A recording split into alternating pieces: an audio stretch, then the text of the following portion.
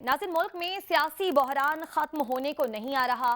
सियासी अदम इस्तेहकाम से बज़ाहिर ये तासुर मिल रहा है कि सियासतदानों ने सियासत को बंद गली में फंसा दिया है।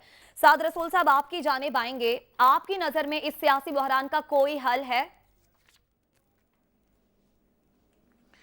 देखिए, सबसे पहले तो ये कि सियासी बहरान जब भी जिस भी मुल्क में पैदा होता है तो उसका एक सियासी हल ढूंढना पड़ता है।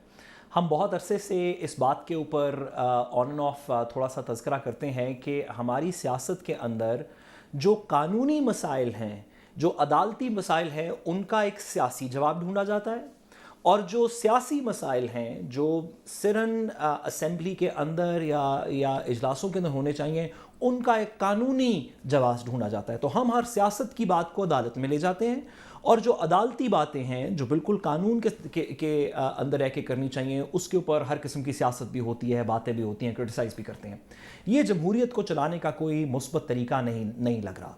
ऐसे लग रहा है कि इस निज़ाम के अंदर बहुत सी पार्टीज़ जो कि बड़े अरसे से पाकिस्तान की आवाम को एक जमहूरियत का, एक आइन पसंदी का, एक तरक्की का बयानिया देने की कोशिश कर रहे थे, उनमें से बहुत से लोग एक्सपोज्ड खड़े हैं। अब यहाँ से ऑनवर्ड्स सुप्रीम कोर्ट अगर किसी को लेजिटिमेसी दे सकती होती तो अब तक दे चुकी होती। अदालत उज़्मा ने एक दफ़ा इमरान खान साहब की हुकूमत को निकाला, और एक दफ़ा इमरान खान साहब एक फ़ैसले से जो कि वफाक में था, और एक दफ़ा सुप्रीम कोर्ट के फ़ैसले से इमरान खान साहब की पंजाब में हुकूमत बनी।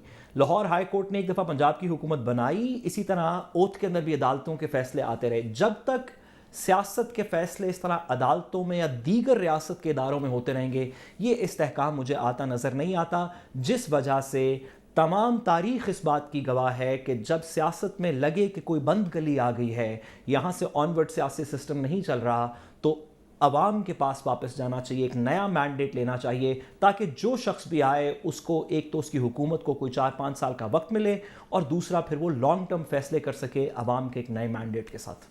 ठीक है, आप कह रहे हैं कि नए इलेक्शन होने चाहिए और तमाम मसाइल का हल यही है।